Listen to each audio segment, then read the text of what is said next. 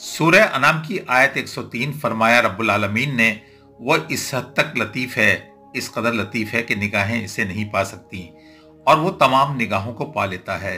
अल्लामा आलूसी रहमतुल्लाह अलैह फरमाते हैं, अल्लाह ताला जिस्म से पाक है, मगर लताफत का आला तरीन दर्जा वो है जो जिस्मियत के हर शुबहे से मावरा हो।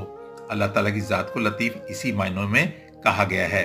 सारी मखलूक़ात मिलकर भी अल्लाह ताला को इस तरह नहीं देख सकती कि ये निगाहें इसकी जात का अहाता कर लें, और अल्लाह ताला तमाम मखलूक़ात की निगाहों को पूरी तरह देखते हैं।